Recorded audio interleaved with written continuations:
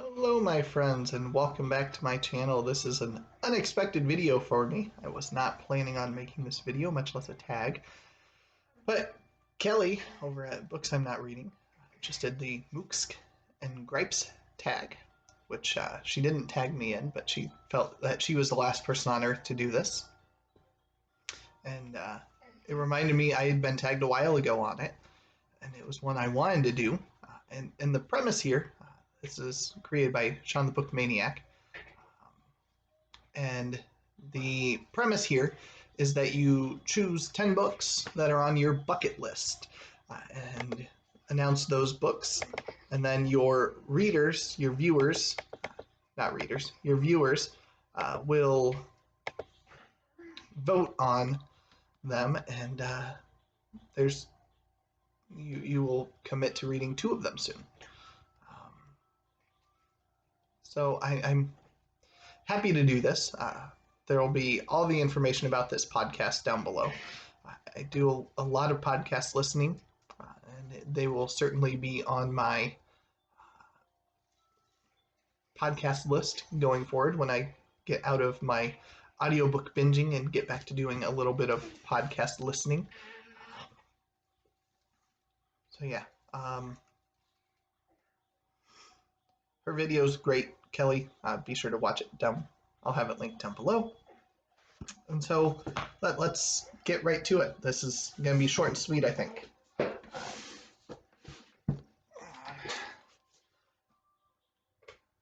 Tolkien, Histories of Middle-earth. 12 books here. I've read 1. There's 11. Goodbye. Oh, no? You want something more than that. You know me. I can't just stop at that. But realistically, this is on that list. There's 11 books here that I have not read. It's going to take a while, but it's going to be worth it. I'm excited to get into these. I'm counting this as 1.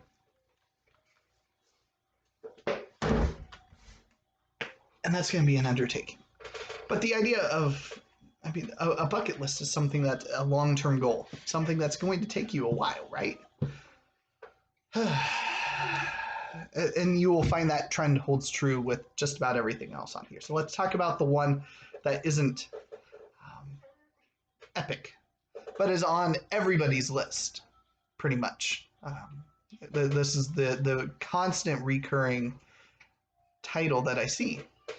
And that is War and Peace by Leo Tolstoy. I'd hold it up, but I don't have a copy yet. It's been on my bookish bucket list for most of my life, and I've never started it. And it's always held that same intimidation factor that everybody else holds to it, that it is massive. And it's widely regarded as being not only an essential book to read before you die kind of thing, but it is regarded as being a long but worthwhile slog through the book. And I think I'm at a place now where I can get through and appreciate that a little more than years ago when I had a love-hate relationship with Moby Dick and DNF'd it like half a dozen times before finally being stubborn enough to push through it and finish. I've since read books like Les Mis, where I didn't really mind as much the chapters between, because they were more interesting than being about whaling and fishnets and all of those things that Herman Melville digresses about. So War and Peace would be the second one on this list. And that is the most reasonable one that's going to be on this list. And that should tell you everything you need to know here. That is by far the most reasonable challenge on this list. Next, we have one that Kelly held up, different volume here, but Complete Shakespeare. I've looked through there. There's 14, 15, maybe 16. There's some that I think that I might have read, but I can't remember for sure. But there's over a dozen plays that I have not read in here. And so I'm going to try to get through not only the ones I haven't read, but maybe revisit all the ones I have, because Shakespeare's always worth reading and rereading.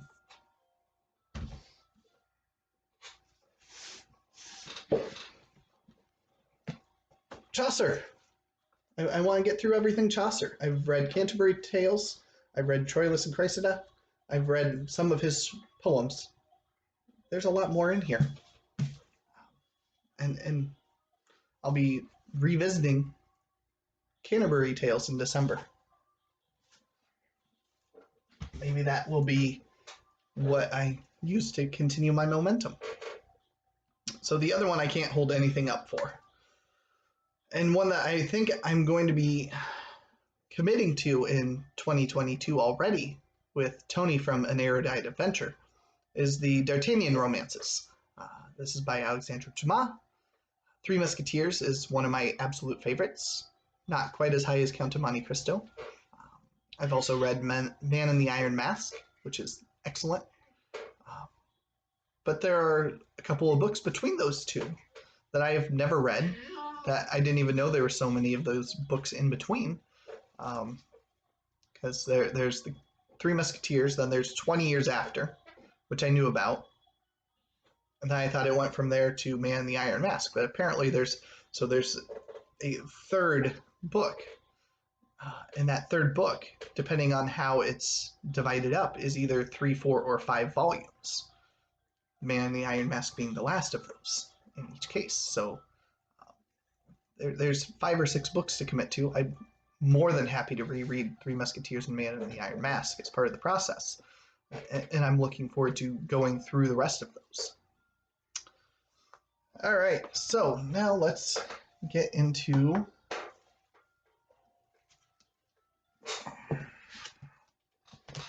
Robert E. Howard. I've got a couple of books by him I've read and reviewed earlier. Coming of Conan the Cimmerian. But I've got 2 other volumes that are just Conan. I've got 2 volumes that are not just Conan. But there's like another half dozen or so volumes in this set that fill out the rest of his complete works that I want, and I want to read them all. I want them so much, and I want to read everything that this guy wrote. He has instantly became one of my absolute favorite authors just from reading those Conan stories. And I'm excited to read more Robert E. Howard. Next, we have another big, massive undertaking. So this is Robin Hobb. I'm not going to commit to read everything by her, just the Realms of the Elderlings. And if you know, that's, I think, 5 or 6 series that comprise it.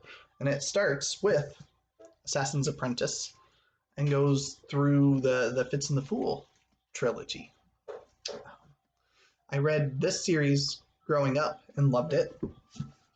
Recently read Ship of Magic, and I'm going to be continuing with Mad Ship next month.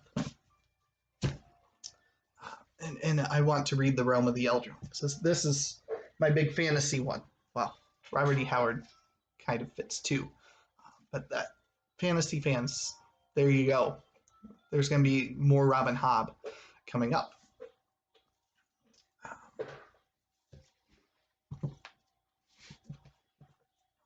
Another big one. So you've got the sagas of the Icelanders here, but this is not everything Icelandic saga. I want to read every Icelandic saga. I've read this book before, which is great. I'm looking forward to rereading it. I want to read all of the sagas and talk about all of them.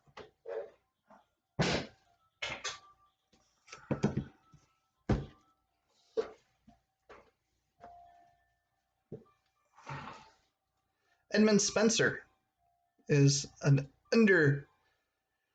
undervalued writer. Fairy Queen is fantastic. I've read at least the first 2 books. I think I've read book 3. I know I haven't read all 6 of the Fairy Queen. I don't even own all 6. He's got a whole volume of poetry. There's a second edition volume of Spenser that contains all of his works that I absolutely must have. And I want to read everything Edmund Spenser. So that he's going on the list. And then the last entry on here, so I just recently hauled this, English Romantic Poetry and Anthology. You might think, okay, that's doable, right? No. I want to read everything by Keats and Shelley and Coleridge and Wordsworth and Blake and Byron. I think those are the 6. I think I hit them all. And I've got this good volume of Shelley as a good starting point. But this doesn't even have everything by Percy Bysshe Shelley. I think they all have Norton Criticals that I'd like to pick up. But I want to read every poem by all of the Romantics poets. They are my favorite poets. And I feel like that would be a worthwhile undertaking to read everything that they all wrote, whether good or bad. And some of these poems are long, like really, really long. And the one volume I want to pick up sooner than anything else, other than, getting complete volume Keats, complete volume Shelley, complete volume of Wordsworth, is Lyrical Ballads, which is by 2 of these poets. I think it was Wordsworth and Coleridge. I could be wrong. But they combined to do Lyrical Ballads, which was a very, very influential volume of poetry at the time. And I want to read that in its entirety. And so I'm on the hunt for that going forward. So those are my 10. And the reason why these are all massive is because, as some people have postulated over the course of this tag, if you've got the volume on your shelf and it's reasonable and realistic to just pick it up and read it, why haven't you read it yet? Why are you waiting? What's the delay? And so I've got 5 books here. These are not my next 5, but I'm going to commit that one of these will be in each of my next 5s until I get through these 5. Because these are ones that I absolutely want to get to. And they're sitting on my shelf. There's no reason why I haven't and can't get to all of these. So I want to read Tristan by Gottfried von Strasberg. I want to get to Meditations by Marcus Aurelius. I want to get to the Nibelunglied. I want to read Piers the Plowman and the Mabinogion. Those are all books that I've wanted to read for a while. I happen to have a copy of each of those on my shelf currently, so they are going to be appearing soon on my next 5s. I'm not sure which one I'm going to start with, which one will be in my next 5 of the next 5s, but they will all be on there. And so I'm going to tag a whole bunch of smaller channels with 2 exceptions. So there's going to be 10 smaller channels that are absolutely fantastic. You should check them all out. And I'm going to start with the one that I think deserves the biggest shout out because she's very, very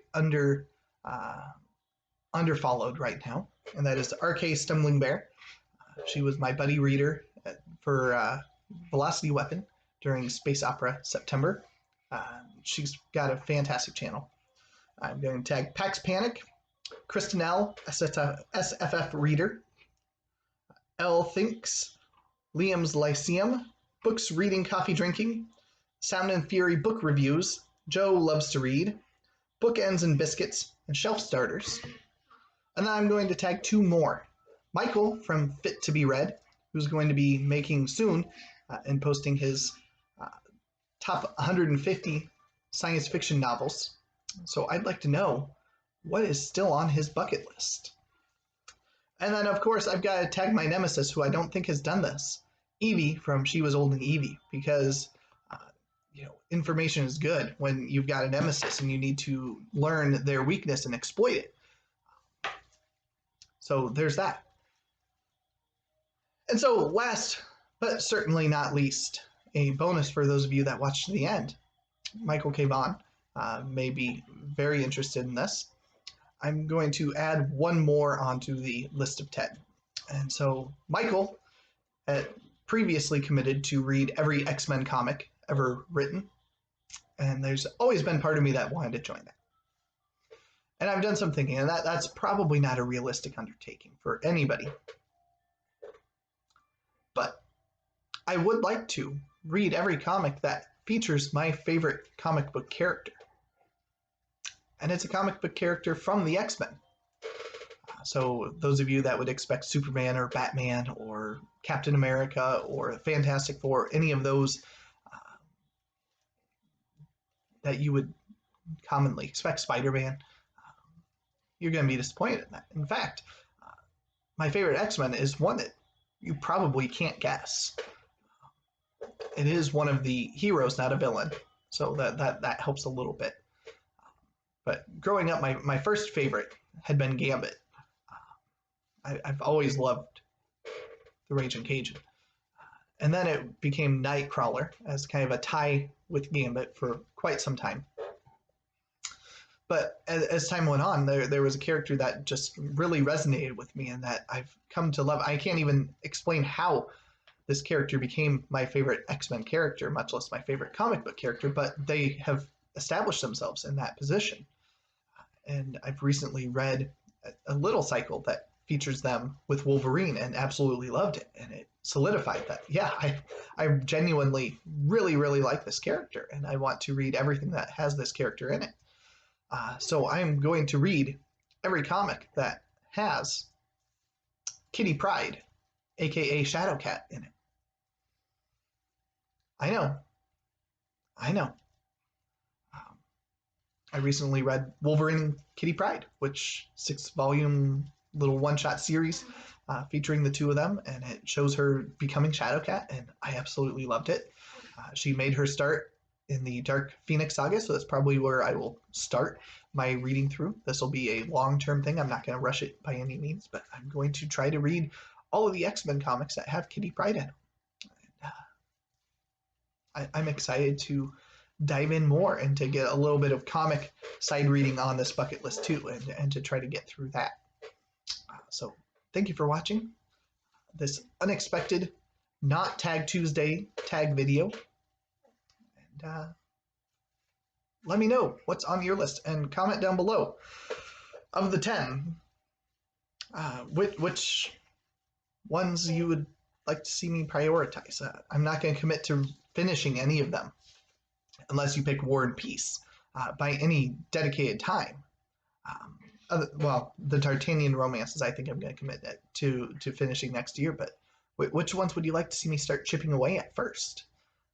Because these are long-term goals, not by any means short-term, I'm going to just sit down and read this and be done with it on any of those, except for War and Peace.